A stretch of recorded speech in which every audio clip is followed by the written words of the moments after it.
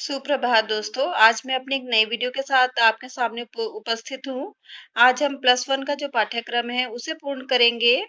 तो उसके तहत मैं आपको मीरा के बारे में आज पढ़ाने जा रही हूँ। और सबसे पहले मीरा का जीवन परिचय थोड़ा सा संक्षेप में देख लेते हैं।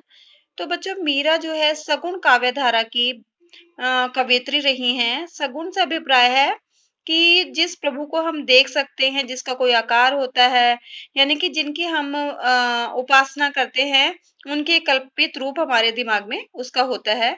जैसे मीराबाई जो थी वो श्री कृष्ण की उपासिका थी, तो वो सगुण काव्य धारा की कवयित्री रही हैं।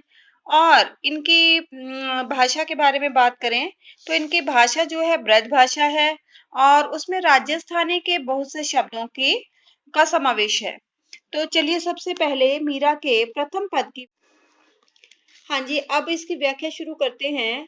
मेरे तो गिरधर गोपाल, दूसरो ना कोई, जाके सिर मोर मुकुट, मेरो पति सोई। छाड़ी दई कुल की कानी, कहा करहे कोई। संतन डिग बैठी बैठी, लोक लाज खोई। अंसुअन जल सींची सींची, प्रेम बेली बोई। अब न बेली फैली गई, आनंद फल होई। दूध की मथनिया, बड़े प्रेम से बिलोई। दधी मथी घृत काढ़ई लियो, डारी दई छोई। भगत देखी राजी हुई, जगत देखी रोई।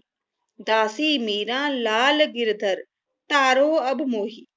तो देखिए, मीरा जो थी वो कृष्ण की उपासिका हैं और वो कृष्ण के लिए अनन्य प्रेम रखती हैं और उनके एक निष्ठ भक्ति है। कृष्ण के अतिरिक्त उनको कोई नहीं भाता, किसी की वे उपासना नहीं करती। यहाँ पर भी अपना समर्पण भाव कृष्ण के प्रति दिखाते हुए मीरा कहती हैं, मेरे तो गिरधर गोपाल, दूसरों ना कोई। मीरा कहती हैं, मेरे जीवन में तो गायों के पालक, गौओं को पालने वाले, गिरी को धारण करने वाले श्री कृष्ण के अतिरिक्त कोई दूसरा मेरा नहीं है। अर्थात कृष्ण के अतिरिक्त मेरे जीवन में किसी का महत्व नहीं है। जाके सिर मोर मुकुट मेरो पति सोए, कि जिन कृष्ण के सिर पर मोर मुकुट शोभित होता है वो कृष्ण मेरे पति हैं। छाड़ी दई कुल की कानी, कहा करहे कोई। कि मैंने तो कुल की कहानी का मतलब है मधु संत लोगों का साथ पा लिया है। उनके साथ बैठ बैठकर मैंने तो लोक लाज की परवाह करना भी छोड़ दिया है। कहने का भाव है कि जब मीरा आज से बहुत पहले संतों के साथ बैठती थी, उठती थी, तो लोग उन पर उंगलियां उठाते थे। तो मीरा का कहना है कि मैंने तो अब सब प्रकार के लोगों के तानों पर, उनके कहे विचारों पर विचार करना ही बंद कर दिया है। लोक लाज खोई, कि मुझे तो अब समाज में लोग मेरे बारे में क्या कहते हैं उसकी कोई परवाह ही नहीं है। अंसुअन जल सींची सींची, प्रेम बेली बोई। अब ना बेली फैली गई, अब ता बेली फैली गई, आनंद फल होई। कि मीरा कहती हैं, मैंने तो प्रेम रूपी बेल, प्रेम बेली कि प्रेम रूपी बेल बोई थी और जिसको कि मैंने अपने आंसुओं के जल से सींचा था।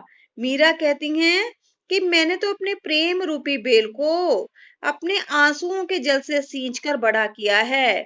अब ना बेली फैली गई, अब था, और अब ये बेल जो है फल फूल कर, सिंचित होकर इतनी अधिक फैल गई है जिस पर फल भी आने शुरू हो गए हैं। आनंद फल हुई, और मुझे आनंद रूपी फल प्राप्त हो रहा है।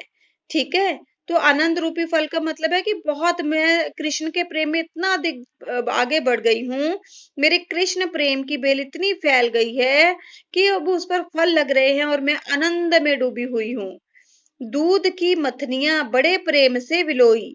कि मैंने, मीरा कहती है कि मैंने दूध को मथ कर उसे बड़े प्रेम से बिलोया था।